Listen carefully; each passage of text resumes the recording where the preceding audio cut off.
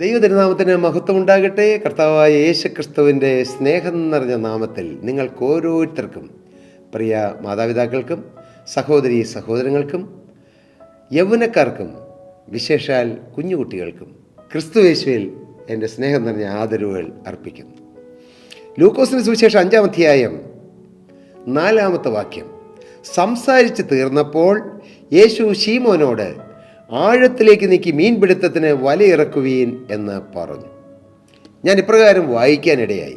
Uganda എന്ന African രാജ്യത്തിൻ്റെ ഭരണാധികാരിയുടെ ഭരണം 1979 തീർന്നപ്പോൾ അത് ഉഗാണ്ടയിലെ ജനങ്ങൾക്ക് വലിയ ആഹ്ലാദമായിരുന്നു. അതുവരെയും കിരാതമായ ഭീകരമായ ഭരണം നടത്തിയിരുന്ന ആ ഭരണാധികാരിയുടെ ഭരണം അവസാനിച്ചപ്പോൾ അവരെല്ലാവരും വളരെ സന്തോഷിച്ചു, ദൈവത്തിന് മഹത്വം കരേറ്റി.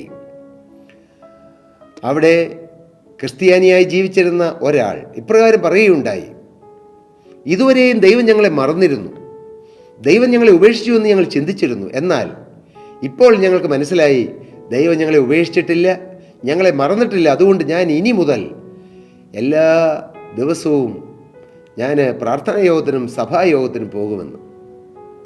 ആ ഭീകരനായ ഭരണാധികാരിയുടെ കിരാതമായ വാഴ്ചകളിൽ മനം നൊന്ത് ദൈവം എന്നെ ഉപേക്ഷിച്ചു എന്ന് കരുതി സഭായോഗങ്ങളിൽ നിന്ന് വിട്ടുനിന്ന്, ദൈവിക പ്രവർത്തനങ്ങളിൽ നിന്ന് വിട്ടുനിന്ന ഒരു വിശ്വാസിയാണ് ഇപ്രകാരം പറയുവാനിടയായത്. അതേ, ജീവിതത്തിൽ ഞെരുക്കങ്ങളും കഷ്ടപ്പാടുകളും കഷ്ടതകളും എല്ലാം വരുമ്പോൾ മനുഷ്യ ചിന്തിക്കും, ദൈവം എന്നെ മറന്നു കളഞ്ഞുവെന്ന്, ദൈവം എന്നെ ഉപേക്ഷിച്ചുവെന്ന്. ഇല്ല പ്രിയരെ, നമ്മെ ഉപേക്ഷിക്കാത്തൊരു ദൈവമുണ്ട്. യെശയ്യാപ്രവാചകന്റെ പുസ്തകം 49-ാം അധ്യായം 15-ാമത്തെ വാക്യം ഇപ്രകാരം പറയുന്നു: ഒരു സ്ത്രീ തൻ്റെ കുഞ്ഞിനെ മറക്കുമോ? താൻ പ്രസവിച്ച കുഞ്ഞിന് മകനോട് കരുണ കാണിക്കാതിരിക്കുമോ? കരുണ ഒരു സ്ത്രീ നൊന്ത് പ്രസവിച്ച കുഞ്ഞിനോട് ഒരിക്കലും കരുണ കാണിക്കാതിരിക്കുകയില്ല. പക്ഷേ ദൈവത്തിൻ്റെ വചനം പറയുന്നു, അവൾ മറന്നാലും ഞാൻ നിന്നെ മറക്കുകയില്ല. 1% ഒരു പക്ഷേ ആ അമ്മ പോലും മറക്കേണ്ടതായ ചില സാഹചര്യങ്ങൾ വന്നേക്കാം. പക്ഷേ അമ്മ മറന്നാലും മറക്കാത്തവനാണ് യേശു. ഇന്ന് ഈ തിരുവചനം കേട്ടുകൊണ്ടിരിക്കുന്ന നിങ്ങൾ എല്ലാവരോടും ഞാൻ പറയട്ടെ, യേശു നിങ്ങളെ മറന്നിട്ടില്ല, മറക്കുകയുമില്ല. ഹല്ലേലൂയ! ഇതൊരു സത്യമാണ് പ്രിയരെ. നിങ്ങളൊന്ന് പറഞ്ഞു നോക്കൂ. രാവിലെ എഴുന്നേൽക്കുമ്പോൾ എൻ്റെ യേശു എന്നെ സ്നേഹിക്കുന്നു, എൻ്റെ യേശു എന്നെ അത്യഗാധമായി സ്നേഹിക്കുന്നു, ഞാൻ യേശുവിനെ സ്നേഹിക്കുന്നു. ഇങ്ങനെയുള്ളതായ പോസിറ്റീവ് കാര്യങ്ങൾ നിങ്ങൾ രാവിലെ എഴുന്നേൽക്കുമ്പോൾ തന്നെ പലവട്ടം ഒന്ന് പറഞ്ഞു നോക്കൂ. നിങ്ങളുടെ ജീവിതം മാറുന്നത് നിങ്ങൾക്ക് തന്നെ അനുഭവിക്കാൻ പറ്റും. കർത്താവിന് സ്തോത്രം. നമ്മെ മറക്കാത്തൊരു ദൈവമുണ്ട്. പ്രിയപ്പെട്ടവരെ, ജീവൻ തന്ന് നമ്മെ വീണ്ടെടുക്കാൻ അധ്വാനിച്ച കർത്താവ്, അവസാന തുള്ളി രക്തം വരെയും നമുക്ക് വേണ്ടി ഊറ്റിത്തന്ന യേശു നമ്മെ മറക്കുമോ? മറക്കുകയില്ല. പക്ഷേ ദൈവം നമ്മെ മറന്നുപോയി എന്ന് നമ്മുടെ ജീവിത സാഹചര്യങ്ങളിലൂടെയുള്ള മുന്നോട്ടുള്ള യാത്രയിൽ പ്രതിസന്ധികളും പ്രശ്നങ്ങളും കടബാധ്യതകളും ഞെരുക്കങ്ങളും രോഗങ്ങളും ഇല്ലായ്മകളും വല്ലായ്മകളും ഒറ്റപ്പെടുത്തലുകളും എല്ലാം നാം അനുഭവിക്കുമ്പോൾ, വിയോഗങ്ങളും വിരഹങ്ങളും നാം അനുഭവിക്കുമ്പോൾ നാം ചിന്തിച്ചു പോകും, മനുഷ്യരായി നാം ചിന്തിച്ചു പോകും, ദൈവം എന്നെ മറന്നോ? ഇല്ല മകനെ, മറന്നിട്ടില്ല. നിൻ്റെ ജീവിതത്തിൽ വരുന്ന കഷ്ടപ്പാടുകൾ ഞെരുക്കങ്ങളെല്ലാം കണ്ടുകൊണ്ടിരിക്കുന്ന ഒരു ദൈവമുണ്ട്. ഹബക്കൂക്ക് പ്രവാചകന്റെ പുസ്തകത്തിൽ ഇപ്രകാരം 2-ാം അധ്യായത്തിൽ പറയുന്നു: ദർശനത്തിന് ഒരു അവധി വച്ചിരിക്കുന്നു, അത് സമാപ്തിയിലേക്ക് ബന്ധപ്പെടുന്നു, അത് വരും നിശ്ചയം, വൈകിയാലും നീ അതിനായി കാത്തിരിക്കുക. നമ്മുടെ സമയമല്ല ദൈവത്തിൻ്റെ സമയം. നമ്മുടെ സമയം നാം വിചാരിക്കും ഇപ്പം പ്രാർത്ഥിച്ചാൽ അപ്പം തന്നെ കിട്ടണം. ദൈവം തക്ക സമയത്ത് തരും. Delays are not denials. ചിലപ്പോൾ താമസിക്കും, നമ്മുടെ പ്രാർത്ഥനാ വിഷയങ്ങൾക്ക് മറുപടി കിട്ടാൻ താമസിക്കും. പക്ഷേ അത് ഡിനയലല്ല, അവഗണനയല്ല. ദൈവം നമ്മെ മറന്നിട്ടില്ല, ദൈവം നമ്മെ അവഗണിക്കുകയല്ല, ദൈവം നമ്മെ പരിഗണിക്കാതിരിക്കുന്നതല്ല. തക്ക സമയത്തും അങ്ങനെ ദൈവം തന്നെ ഉയർത്തും. ദൈവത്തിൻ്റെ വചനം പറയുന്നു, ദൈവം നിങ്ങളെ തക്ക സമയത്ത് ഉയർത്തേണ്ടതിന് അവൻ്റെ ബലമുള്ള കരുത്തിന് കീഴിൽ താണിരിപ്പീൻ. ദൈവം ഒരു കാര്യം ചെയ്തു തരാതിരിക്കുമ്പോൾ അതിന് വൈകുമ്പോൾ നാം പരിഭവിക്കരുത്, പരാതിപ്പെടരുത്, നിരാശപ്പെടരുത്.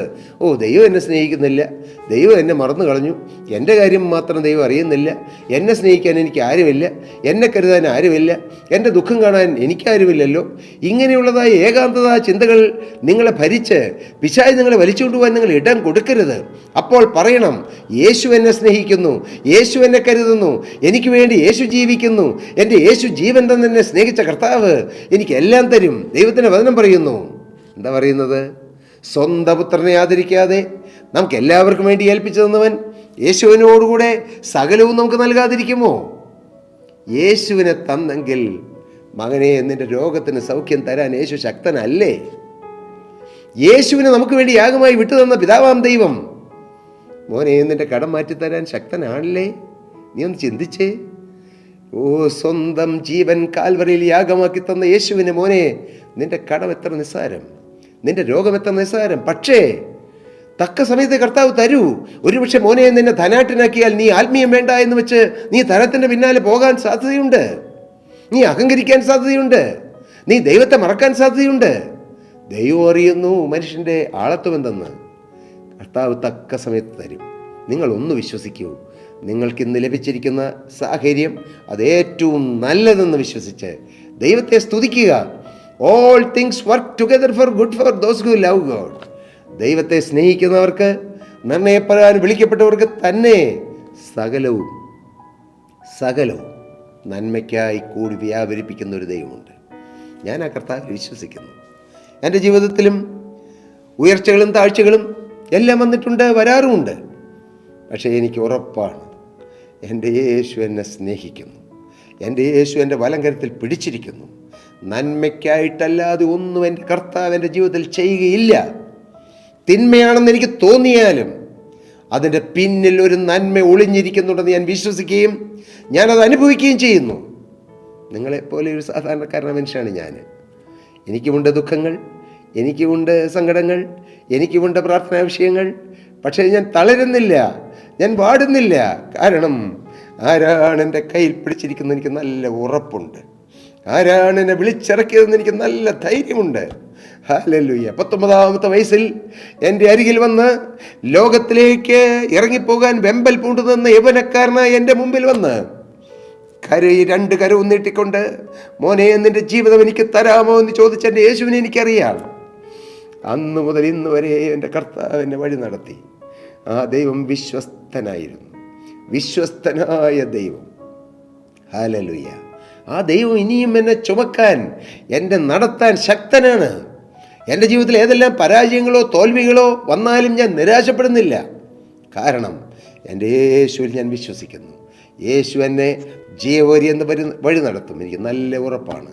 ഹല്ലേലൂയ. ദൈവത്തിൻ്റെ വചനം പറയുന്നു, ഗലാത്യ ലേഖനത്തിൽ അപ്പോസ്തലനായ പൗലോസ് പറഞ്ഞ ആ അനുഭവം എന്നെ കോൾമേർ കൊള്ളിക്കുന്നു. എന്താണെന്നറിയാമോ? എങ്കിലും എൻ്റെ ജനനം മുതൽ എന്നെ വേർതിരിച്ച് തൻ്റെ കൃപയാൽ വിളിച്ചിരിക്കുന്ന ദൈവം തൻ്റെ പുത്രനെക്കുറിച്ചുള്ള സുവിശേഷം ഞാൻ ജാതികളോട് അറിയിക്കേണ്ടതിന് അവനെ എന്നിൽ വെളിപ്പെടുത്തുവാൻ പ്രസാദിച്ചപ്പോൾ ഞാൻ മാംസരക്തങ്ങളോട് ആലോചന ചോദിക്കുകയോ എനിക്ക് മുമ്പേ അപ്പോസ്തലന്മാരായിരുന്നവരുടെ അടുക്കൽ യെരൂശലേമിലേക്ക് പോകുകയോ ചെയ്യാതെ നേരെ അറബിയിലേക്ക് പോവുകയും ദമസ്കോസിലേക്ക് മടങ്ങിപ്പോരുകയും ചെയ്തു. എന്തൊരു ധൈര്യമാണ്! ഈ ധൈര്യവും പ്രാഗൽഭ്യവും ഈ അടിസ്ഥാനവുമാണ് അപ്പോസ്തലനായ പൗലോസിനെ അന്ത്യത്തോളം നിർത്തിയത്. ഹല്ലേലൂയ. ലഭിച്ചു കഴിഞ്ഞുവെന്നോ തികഞ്ഞവനായി എന്നോ അല്ല, ഞാൻ ക്രിസ്തുയേശുവിനാൽ പിടിക്കപ്പെട്ടിരിക്കുന്നുകൊണ്ട് എനിക്കും അത് പിടിക്കാമോ എന്ന് വെച്ച് പിന്തുടർന്നേ ഉള്ളൂ. ഒന്ന് ഞാൻ ചെയ്യുന്നു, പിമ്പിലുള്ളത് മറന്നും മുമ്പിലുള്ളത് ആഞ്ഞുകൊണ്ട് ക്രിസ്തുയേശുവിൽ ദൈവത്തിൻ്റെ പരമവിളിയുടെ വിരുദ്ധനായി ലാക്കിലേക്ക് ഓടുന്നു.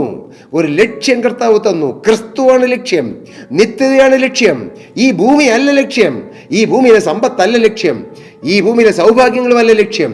ലക്ഷ്യം യേശുവാണ്, ലക്ഷ്യം നിത്യജീവനാണ്, ലക്ഷ്യം യേശുവിൻ്റെ വേലയാണ്, യേശുവിൻ്റെ മഹത്വമാണ്. ആ ഭാഗ്യ പദവി കർത്താവ് എനിക്ക് തന്നു പ്രിയരെ. അത് നിങ്ങൾക്കും തരാൻ കർത്താവ് ആഗ്രഹിക്കുന്നു. നിങ്ങളുടെ ജീവിതം യേശുക്രിസ്തുവിൻ്റെ ആണിപ്പഴുതുള്ള കരങ്ങളിലേക്ക് കൊടുക്കൂ. ജീവിതം യേശുവിന് കൊടുക്കൂ.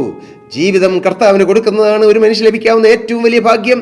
ആ ഭാഗ്യപദവി നിങ്ങൾക്ക് ലഭിച്ചോ പ്രിയരെ? അല്ലെങ്കിൽ ഇപ്പോൾ ഈ സമയം, യേശുവേ, എൻ്റെ തകർന്ന ജീവിതം നാഥ, ദുഃഖങ്ങളും ഭാരങ്ങളും സങ്കടങ്ങളും ഏകാന്തതകളും എൻ്റെ ജീവിതം നാഥ അവിടുത്തെ ആണിപ്പഴുതുള്ള കരങ്ങളിലേക്ക് തരുന്നു എന്ന് നിങ്ങൾ പറഞ്ഞാൽ, യേശുവിൻ്റെ കരങ്ങളിലേക്ക് നിങ്ങളുടെ ജീവിതം കൊടുത്താൽ നിങ്ങളുടെ ജീവിതം ധന്യമാകും. മകനെ, നിന്റെ ജീവിതം അനുഗ്രഹിക്കപ്പെടും.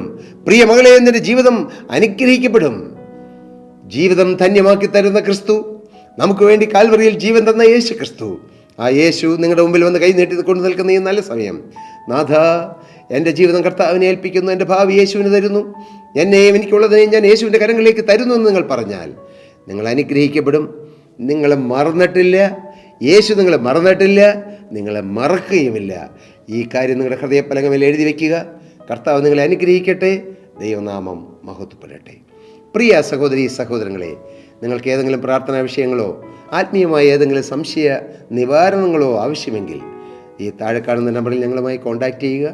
ഞങ്ങളുടെ പ്രെയർ വാരിയേഴ്സ് ടീം നിങ്ങൾക്ക് വേണ്ടി പ്രാർത്ഥിക്കുകയും ഞങ്ങളുടെ പ്രെയർ ഡെസ്കിലുള്ള ദൈവമക്കൾ നിങ്ങളുമായി കോൺടാക്റ്റ് ചെയ്യുകയും ചെയ്യും. കർത്താവ് നിറപടിയായി നിങ്ങളെ അനുഗ്രഹിക്കുമാറാകട്ടെ. സ്തോത്രം.